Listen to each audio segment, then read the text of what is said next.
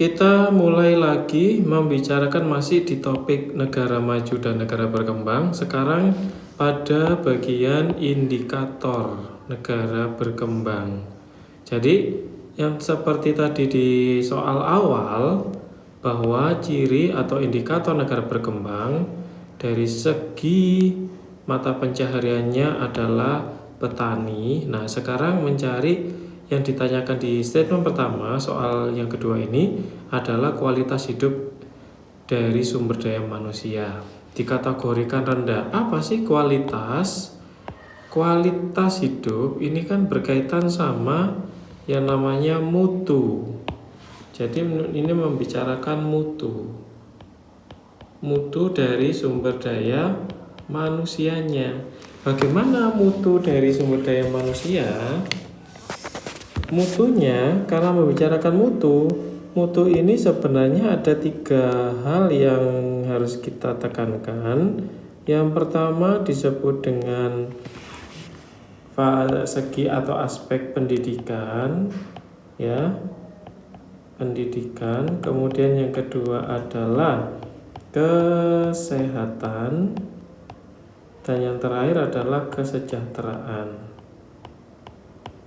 Nah, dari ketiga macam ini, kalau dikategorikan rendah, otomatis tiga-tiganya rendah. Misalkan dari faktor pendidikan, rata-rata lulusan dari pendidikan ada yang masih dikategorikan belum tamat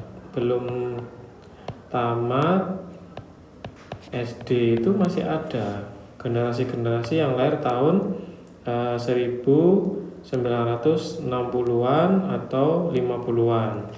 Dari segi kesehatan bagaimana? Dari segi kesehatan masih dikategorikan belum ya, saya bukan ngomong tidak ya, belum mengetahui secara dalam atau mengenai belum apa ya enaknya ini kata-katanya, belum mengetahui informasi tentang kesehatan. Kesehatan. Nah, kalau membicarakan kesejahteraan ini berkaitan dengan namanya mata pencaharian. Nah, mata pencaharian. Oke. Ini saya tekankan kembali, untuk yang belum ini, maksud saya adalah belum sadar mengenai menjaga pentingnya kesehatan, belum mendapatkan informasi tentang kesehatan seperti itu ya ini. Oke. Jadi kalau statement pertama menyatakan kualitas hidup yang rendah, maka salah satu indikator benar ini bisa dikategorikan benar. Kemudian yang kedua, rendahnya kualitas hidup di negara berkembang di mana keterbatasan penduduk dalam memenuhi kesehatan hidup juga dikategorikan benar. Kenapa kok benar? Kualitas hidup kan tadi ada 3 yang di sini, pendidikan, kesehatan, kesejahteraan. Keterbatasan penduduk memenuhi kesejahteraan. Nah, memenuhi kesejahteraan ini ada kaitan dengan namanya faktor ekonomi. Artinya masih banyak kategori penduduk yang miskin.